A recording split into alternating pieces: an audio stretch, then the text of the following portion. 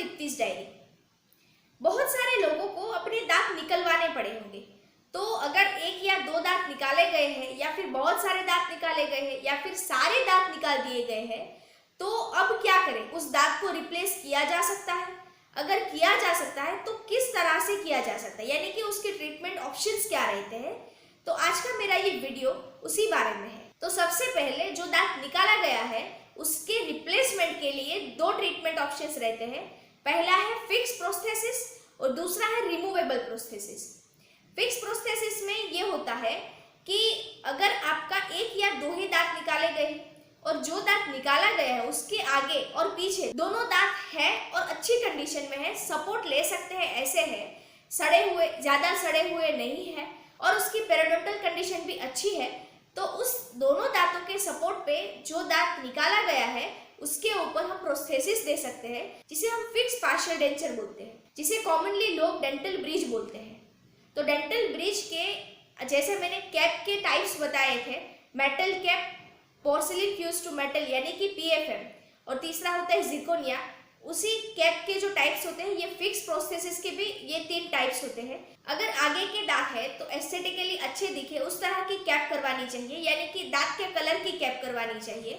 और अगर पीछे का दांत है तो आप मेटल की कैप भी करवा सकते हो, क्योंकि जब आप स्माइल करोगे तो पीछे के दांत इतने दिखते नहीं हैं। और अगर फिर भी आपको कंसर्न है एस्थेटिक के बारे में, गुड लुक्स के बारे में, तो कोई भी दांत में आप टूथ कलर डेंटल ब्रिज भी करवा सकते हो।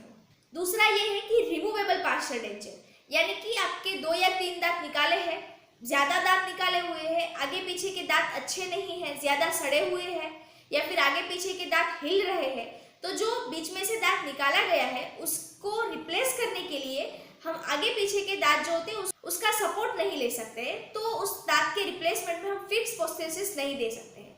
तो उस वक्त ऑप्शन रहता है कि रिमूवेबल प्रोस्थेसिस बनाया जाए, यानी कि वो प्रोस्थेसिस आपके मसूड़ों के ऊपर बनाया जाता है।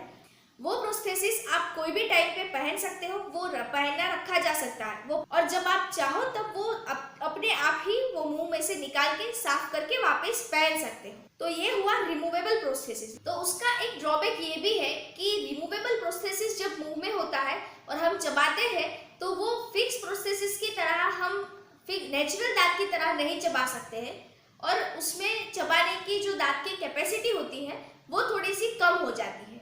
तीसरा और मोस्ट एडवांस और आज के दिन का सबसे पॉपुलर ट्रीटमेंट ऑप्शन ये है कि आपके निकाले गए दांत के रिप्लेसमेंट में इम्प्लांट लगाया जाता है। इम्प्लांट एक स्क्रू की तरह होता है, आपकी हड्डी के अंदर स्क्रू की तरह फिट किया जाता है और उसके ऊपर दांत लगाया जाता है।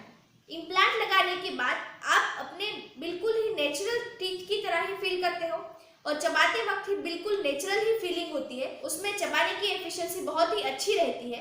तो इम्प्लांट एक बेस्ट ट्रीटमेंट ऑप्शन है, लेकिन उसका एक ड्रॉबैक ये है कि अगर आपको शरीर में कोई बीमारी है, डायबिटीज जैसी कोई बीमारी है, तो इम्प्लांट के फेल होने के चांसेस होते हैं। लेकिन ऐसा ज़रूरी नहीं है कि अगर आपको डायबिटीज़ है तो आप इम्प्लांट करवा ही नहीं सकते। अगर आपकी डायबिटीज़ कंट्रोल्ड है तो आप इम्प्लांट भी करवा सकते हो, और इम्प्लांट के लिए आगे या पीछे के दांतों के सपोर्ट का होना बिल्कुल ज़रूरी नहीं है। तो अगर आपके बहुत सारे दांत नहीं है या फिर कोई भी दांत नहीं है तो उस कंडीशन में भी आप इम्प्लांट करवा सकते हो। इम्प्लांट के ट्रीटमेंट चार्जेस जो होते हैं वो ज़्यादा होते हैं, लेकिन इम्प्लांट की जो एफिशिएंसी होती है वो बहुत ही अच्छी होती है। तो इस तरह से अगर आपके मुंह में कोई दांत निकाला गया है या फिर एक से ज़्यादा दांत निकाले गए हैं तो ये सारे ट्रीटमेंट ऑप्शंस रहते हैं। तो लास्ट में मैं यही कहूँगी कि have you lost your teeth? If yes then visit your dentist. और अगर आपको मेरा ये वीडियो अच्छा लगा है तो लाइक करना, शेयर करना और सब्सक्राइब करना मेरे चैनल को। मिलते हैं अगले वीडियो में, तब तक stay healthy, be wealthy and keep smiling.